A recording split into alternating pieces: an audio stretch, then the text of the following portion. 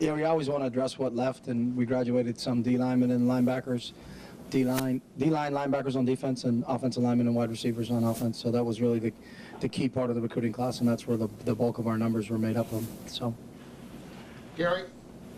Chip, I know it's sometimes hard to gauge with Rose Bowl national championship game. How much do you think that factors into this class in particular? Do a lot of players talk about, wow, you guys, what you've done lately?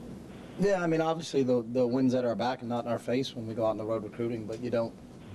I mean, I don't know. It's just so different for each individual kid, and if you know, you're better off interviewing the individual and what he chose us for. And some kids may have chose us because of our rise, you know, in the last couple of years and where we're playing. Other kids chose because they bonded well with our players. They bonded well with the coaching staff. You know, they like the environment. They're in-state kids. There's a lot of different factors that go into it, but it doesn't hurt. AJ? Coach, are there any athletes you're still in contention for that aren't on this list yet? I can't talk about anybody else that's on unless you're on the list, brother. You know the rules, AJ. Back to Rob. Oh, I'm sorry. Go ahead, Rick. I was going to ask, second time through as a head coach, did you change anything in your organization of the recruiting and how it was executed? No, we changed when I took over. We're a lot more thorough in terms of more eyes. It's not just the individual position coach recruiting a player, but we changed that 2 years ago. You know, it's an entire staff, actually an entire group of people watching tape and making evaluations.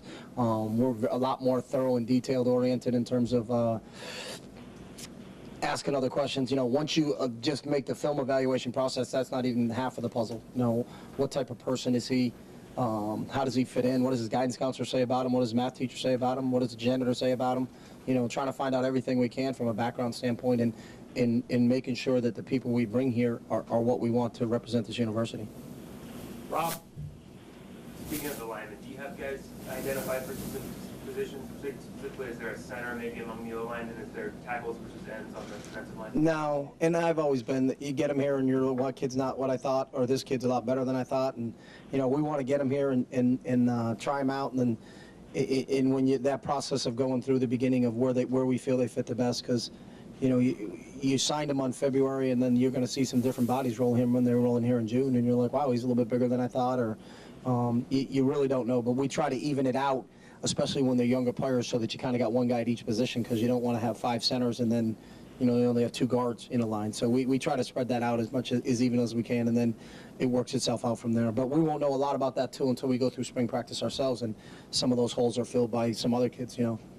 So when you say spread out, once they